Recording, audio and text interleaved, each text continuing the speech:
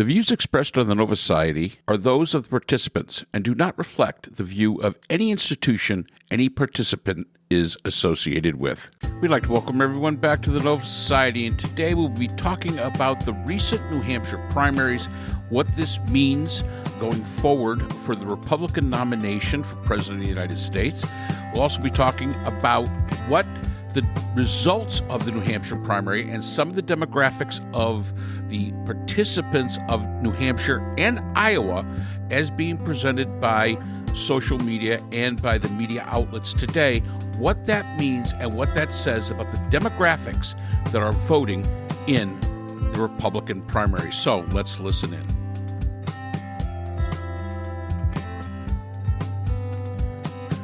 All right, let's move on. New Hampshire. What did you guys do up there? How did that? That's right. Although we I have will a say New this, Hampshireite. yeah, you're our New Hampshireite, Priscilla.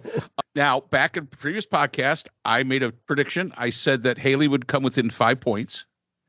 She did not. In fact, I think the tally has her down 9. But that's still a lot better than the 26 that she originally had started out with, being down going into the evening. So Priscilla, what do you think happened up there? Come on, explain. You got to explain. Come on, you're on the. It's all you.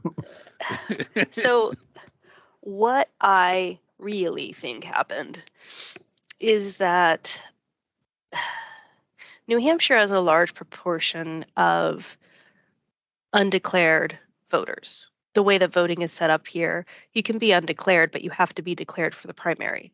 So when people show up to go to the primary, you walk in, they say who you're voting for, and that you pick your party, and they're like, cool. And then on your way out, you say, okay, I'm not going to do it for I'm done.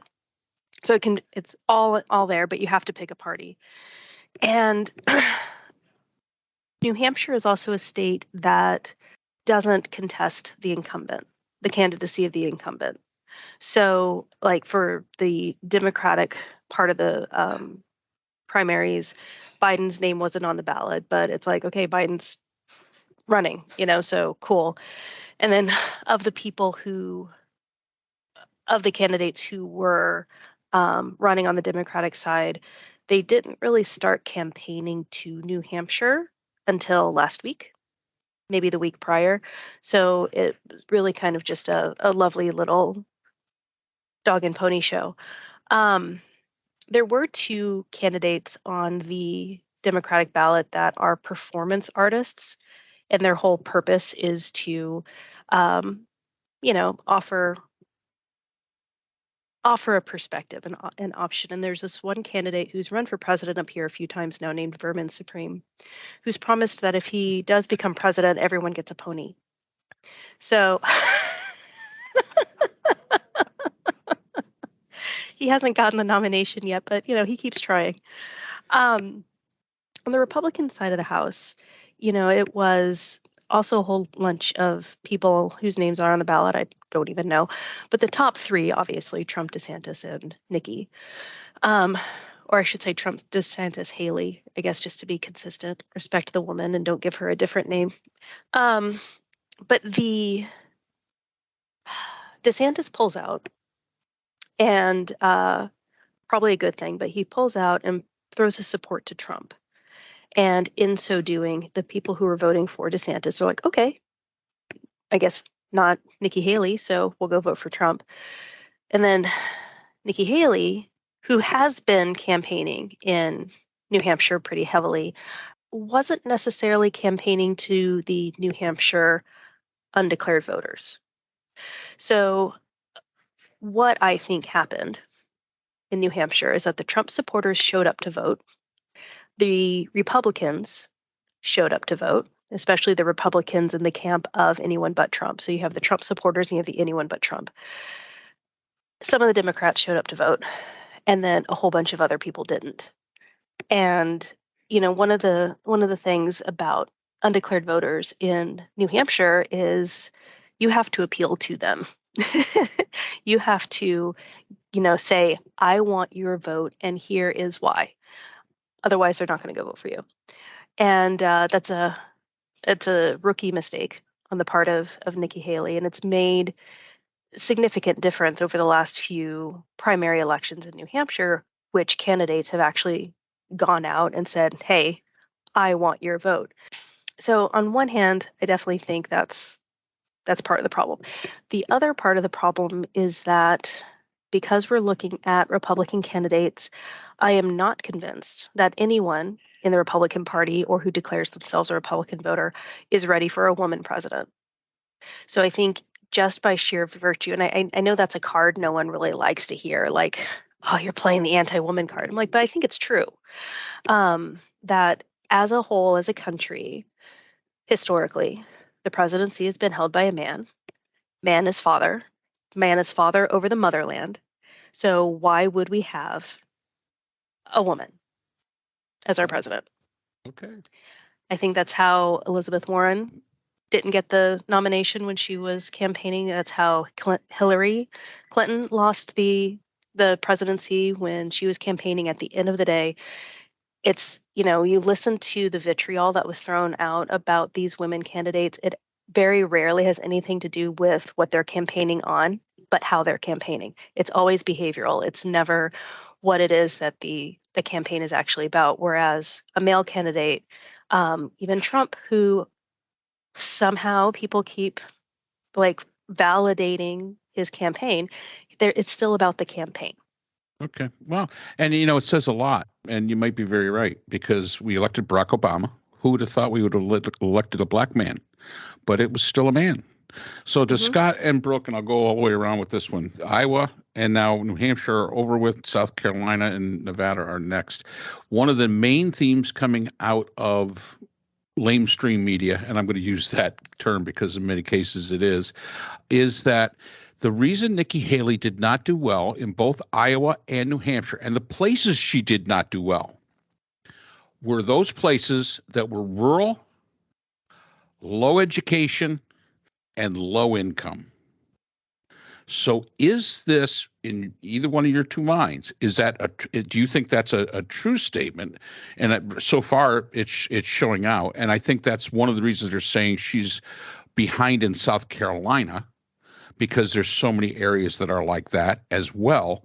Is this almost like a class war, Scott? I don't want to go there. I saw an exit poll last night. I don't know if it holds up. Let me just grab it here. CNN did an exit poll, and they asked the question, do you think Biden legitimately won in 2020? And among those that voted for Donald Trump, 17 said yes, 80 said no. Among Haley voters, 83 said yes, 15% said no.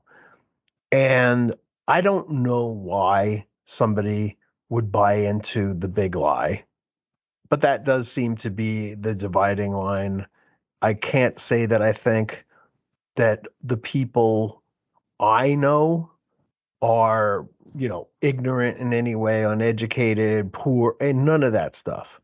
But they are willing to at least go along with, in a WWE type of manner, that that this is real and that it's something that is important. And I don't understand the idea behind that any more than I understand the appeal of the WWE. And so what and I actually did a panel on this at the National Communication Conference in Dallas a few years ago. That was all about Trump and wrestling, and it's really kind of interesting when you think about it, because I don't think deep down smart people believe that the vote in 2020 was illegitimate in any way, but they like going along with that because it pisses people like me off. And the same way that it's like a big part of the fun of professional wrestling is making believe that you think it's real, because it blows people's minds when they go, that is the most phony looking thing. Are you not looking at the same thing I am? And that's what they get off on, is that you're freaking people out. That's the best I can say about it. It's an awful long way to go to stick something in somebody's face, but that's what I think that they're doing. Now, there are people who probably do legitimately believe it, who are not very bright people, or so more stubborn than they are bright, or smart, or educated. That's certainly possible. But I think a lot of people are just kind of going, yeah, there's no way that 81 million people voted for Biden, which may be true. They voted against Trump. Let's try to get to 90 next time. And we're not saying that these people are stupid. What I'm saying is the narrative being put out there are that Trump voters are basically what they're putting out there. And again, not coming from us, that the Trump voters are the stupid poor people. That is what the narrative that you're going to hear on MSNBC, CNN, even Fox, when they start breaking down the demographics of people that do this voting. This is what they're promoting. So Brooklyn, do you think that energizes those Trump voters, or just are they basically just voting for Trump just to piss Scott off, or are they? I mean, I guess I would look at it and I'd kind of be offended by the whole thing. Yeah, I think it depends. I think it depends on the person's own rationale. Some people enjoy annoying others whom they perceive to be intellectuals, and they're going to stick it to the man or whatever it is that they're thinking. I was thinking about the Barack Obama and the electing a woman, and remembering that Frederick Douglass he worked with the abolitionists, the suffragettes, and in his view, the black men needed the vote before women got the vote. And I thought that was very, very interesting that Barack Obama was elected before a woman was elected. And it seems to be, it was the same way with black men attaining the vote before women got the right to vote. It may be very well, especially to your point, Priscilla, with a man, and especially with women's rights being taken away, that men are seen as, they're strong, and women are now, through biological essentialism, being more and more relegated to the home. And I've seen some things in, I don't know if it was Mississippi or Alabama, one of those states where it's fine for a child of 12, a girl of 12, to be married to an adult man. Completely bizarre, in my view, ideas. I don't know if that was ever put into law, but that was something that was raised by a Republican. So I can see that from a Republican perspective, if they're all about men. Oh, and also I was very interested to see, I don't remember the man's name. This was a Republican black man, and I don't remember if he was a House of Representatives, a senator, or in state government. He was saying that we should go back to the time where there was one vote per household, and that would be the man's vote. I thought women are going for it. Huh? I think Priscilla just spit out her lunch. Yeah. No, I mean, and I'm thinking, that women are not going for that one. No, I wouldn't be either. I mean, if someone like me, well, I mean, I'm all there is. What, are you going to take away my right to vote? And then I mean, what? You want my gelding to vote? I mean, that's a male or one of the cats. I mean, if they're neutered, does that not count? What, do I have to go out and have an unneutered animal go and vote for me, and that counts as a man? Or my son votes for me because my son is the head of the household now. The whole thing, I found it highly offensive. And Brooklyn, don't give these people any ideas. They may pick up on them and say, "Hey, yeah, go get yourself an unneutered cat to vote for you." You don't want to give them too many ideas. No, I suppose not. But no, I just it that was something that I never expected to hear, that this should be the man's vote, and and women shouldn't even have a vote at all, period, and there should be one vote per family, and that was the right way. So I can see that a Republican woman would really not be necessarily electable today, which is really a shame, given that there have been queens of countries for a good long time, including like Catherine the Great of Russia. For Trump to comment on Nikki Haley's dress, and then he wanted her to take a cognitive test, and talking about her intellect, or what he claims is her lack thereof. As you said, it's nothing substantive. What she wears has nothing to do with anything. She could wear, newspaper, and it doesn't matter. I didn't hear anybody talking about what Trump wore. Should be what she has to say. And it also really bothered me that DeSantis went ahead and endorsed Trump. Well, I think we could have called that from the parking lot. Oh, I mean, certainly. Truly. But Truly. it just to me, that something like that just demonstrates shows how pusillanimous the man is. I have no respect for him. So those are my thoughts. Okay. Yep.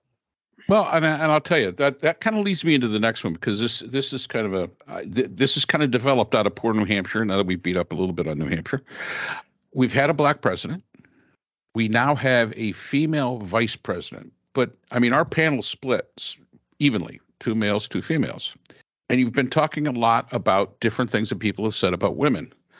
And as a father of 4 daughters, I would like to know, we'll go around the room, are women now the true social, political, second-class citizens? Is that why we do not have a woman president yet? Where pretty much all the other countries around the world have had women leaders, and as far as prime ministers and queens and things like that.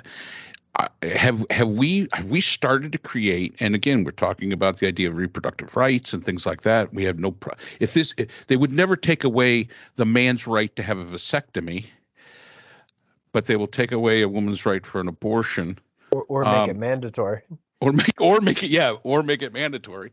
I mean, is this the direction that you guys feel that we're moving in? And we'll be answering that question in our next episode. So that's all the time we have for today's episode. The Nova Society is a production of the Phoenix Research Institute. We'd like to thank our sponsors for this episode. BH Conflict Resolution Services, a full-service dispute resolution firm offering expert and cost-effective mediation services to couples, groups, and businesses. BHCRS can be reached at www.bhcrs.com. We'd also like to thank our podcast partners, Buzzsprout, who hosts the Nova Society, Audacity, our editing partners, and Podkite, who does all of our analytics. iHeartRadio, where people get their music and podcasts, Apple iTunes, the largest source for music and podcasts on the internet, Spotify, the most popular source for the Nova Society. The Nova Society is available on all of these and other quality platforms. We'd like to thank all of our listeners. Without you, the Nova Society would not be possible. If you have a comment, question, or would like to be a guest on the Nova Society, we can be reached at nova.society.podcast@gmail.com. Always remember, the power of society is knowledge. So for Dr. Scott Gershworth, Dr. Priscilla Hobbs, Dr. Brooklyn Ann Weldon, and all of us here at the Nova Society, I'm Dr. Mark Bound. Be well, and we hope to see you again next time.